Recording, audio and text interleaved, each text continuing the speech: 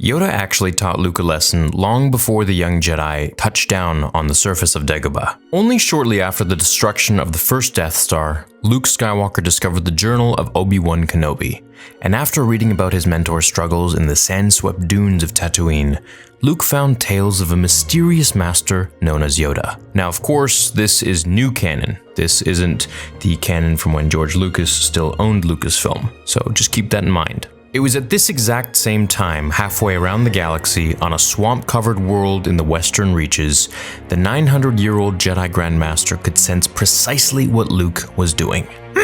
Yes, soon, Yoda said to himself, as he grabbed his walking stick and limped out of the small hovel he had carved into the root of a tree. Soon, ready he will be, as ready as he will ever be. Find me then, he will. Peering through the thick layers of fog that covered the surface of Dagobah, Yoda turned his emerald eyes to a distant sun, and perhaps to the distant world in the Vagadar system, where Luke was undertaking a new challenge. By this point in Skywalker's journey, he felt lost. The only mentor he had ever had, Obi-Wan Kenobi, was gone. He had allowed himself to slip into the Force during his duel with Darth Vader on the first Death Star. Kenobi was the only Jedi that Luke had ever known, and without him, he was just a boy swinging around a blue lightsaber, playing pretend on the battlefield. And the glaring looks from his fellow rebellion soldiers only added to his feelings of being a pretender. In those moments, when Luke doubted himself the most, he would turn to Kenobi's journal for wisdom, and the story of Yoda's trials on Vagadar was the most important lesson he received by far. On Dagobah, Yoda seemed to sense as Luke dove deeper and deeper into the story,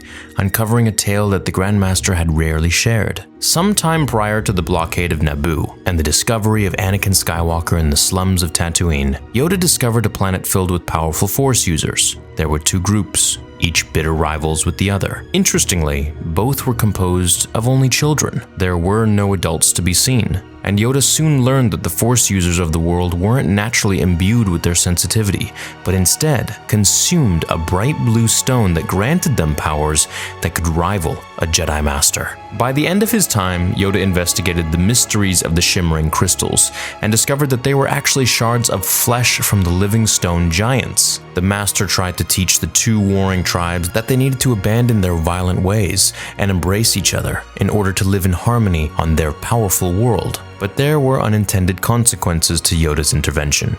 The tribes of the planet, over-dependent on the consumption of the blue stone, had never developed technology. And when they saw Yoda's Jedi starfighter tear through the atmosphere, they were suddenly burdened with a hunger for adventure. In the 4 decades that followed, the human inhabitants of the world departed for Republic space and abandoned their homes. Since the Force-powered giants could only survive if the humanoids of the world cohabitated alongside them, they began to die.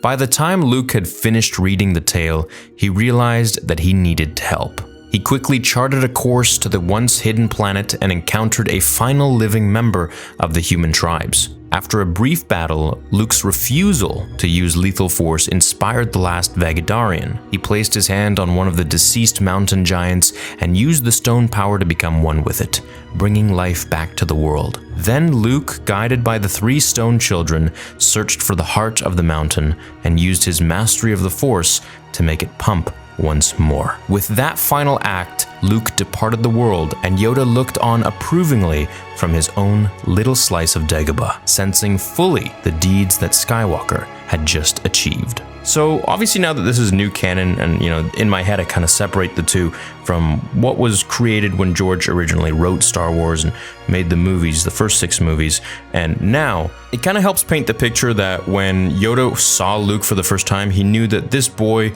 wasn't necessarily just like Anakin Skywalker, where maybe Anakin would have been just as kind-hearted. He also saw that Luke too had a heart of gold, and he definitely hadn't stepped down the dark path just yet like his father, and maybe it wasn't too late. Maybe there was still hope for this boy to be trained, even though he was now so old, which was totally against Yoda's philosophy of training older students. I love these little bits in the comics. They always add a little bit more to the story, and it's really up to you and your discretion whether you want to consider them canon or not. But anyways, this story is now canon from Disney. So hope you enjoyed this video and the explanation. Have an awesome rest of your day, and I'll see you guys in the next one. Until then, remember, the Force will be with you always.